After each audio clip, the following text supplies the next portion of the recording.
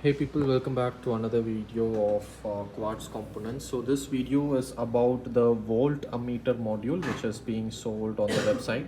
So this module can be used to measure the voltage and current. So this is how the back side looks and this is how the front looks. So when the module is shipped, it is also shipped with two connectors. You will see one bigger 2-pin connector like this and another small 3-pin connector like this. So in this video I'll show you how to make the connections and I'll also demonstrate the module to avoid confusions on how to use it.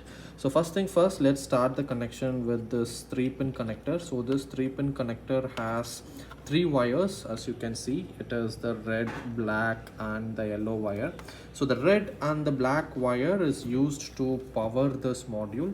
I have used a 12-volt battery to power this module, but you can use any power source. So this is just a power source to power this module.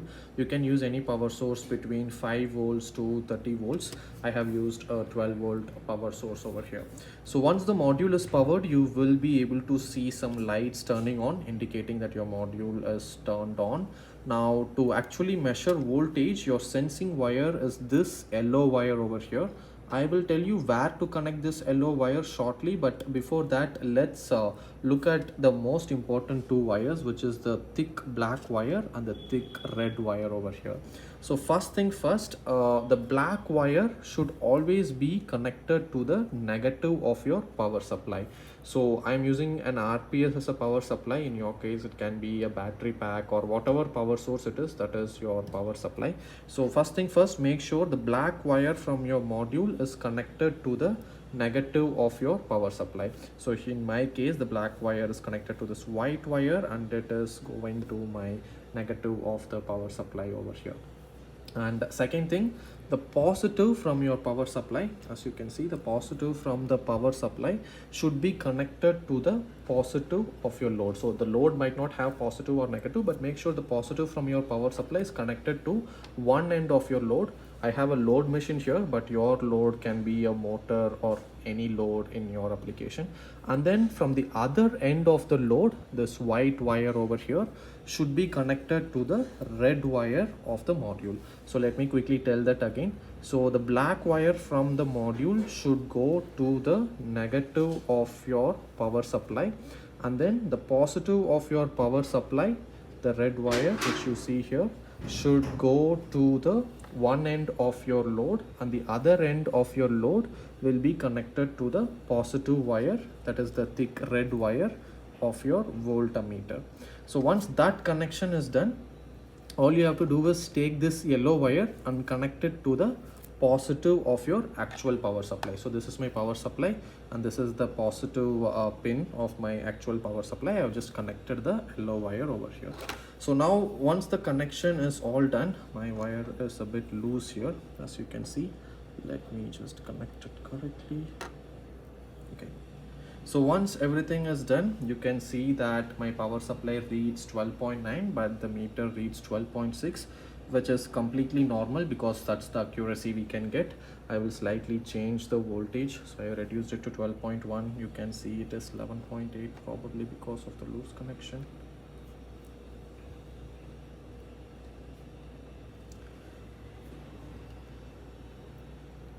Okay, so it's 11.4 and 11.2 here.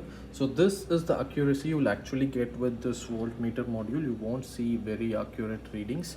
Now to show how the ammeter thing works, I'll turn on my load machine here, and you can see that my load machine is pulling around 800 milliamps and the module is also showing 830 milliamps or 0.83 amps. So let me slightly reduce the load.